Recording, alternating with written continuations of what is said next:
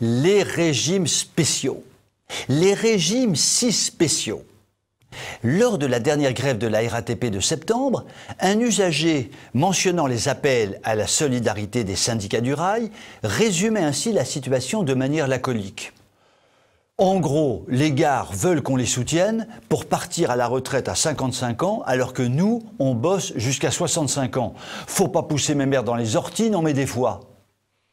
Il y a effectivement de quoi rechigner à les soutenir, les bénéficiaires des régimes spéciaux, quand on sait que les seuls régimes spéciaux cumulés de la SNCF, de la RATP et de l'EDF-GDF sont financés à hauteur de 5,5 milliards d'euros par an par nous, pauvres contribuables, ce qui interpelle juste quelque part, je veux dire, comme disent les bobos du Marais.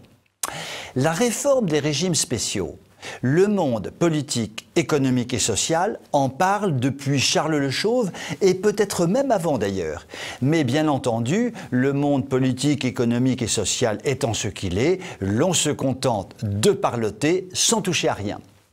Pourtant, le problème est important, nous explique doctement Philippe Martinez de la CGT. Certes, mon bon Fifi, mais on fait quoi ? L'éternel problème des régimes spéciaux nous empoisonne vraiment la vie. Prenons l'exemple des salariés de la régie parisienne.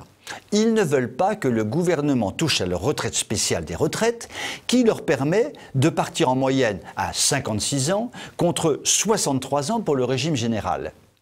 Un avantage justifié, selon les syndicats, par les contraintes spécifiques et la pénibilité des missions. Travail en horaire décalé, le week-end et le soir surtout, jours fériés qui sont un petit peu amputés, etc., etc. Eh bien ce soir, je vais prendre un risque considérable qui peut aboutir à mon exclusion de TV Liberté. Je me déclare pour les régimes spéciaux. Oui, les syndicats ont raison. Les régimes spéciaux se justifient par les contraintes spécifiques et la pénibilité des missions. Je les cite. Ainsi donc, je suis favorable à un régime spécialement avantageux pour les boulangers ou les bouchers qui se lèvent à 4 heures du matin et travaillent 12 heures par jour pour que l'on puisse bénéficier de bons petits croissants chauds avec notre café au lait du matin dans lequel nous trempons un saucisson. Oui, je suis favorable à un régime spécial avantageux pour les ouvriers soumis à des contraintes physiques particulièrement pénibles. Oui, je suis favorable à un régime spécial avantageux pour les métiers les plus pénibles et les plus contraignants. A contrario, je suis favorable à un régime spécialement désavantageux pour le contrôleur de billets de TGV qui contrôle quand il en a le temps et s'il en a le courage, pour l'employé du Trésor public dont le travail est souvent assez reposant, pour l'huissier surpayé de l'Assemblée nationale dont le seul rôle est de distribuer le courrier le matin, etc., etc., etc. Ne nous faisons guère d'illusions, ma brillante proposition a peu de chances de voir le jour.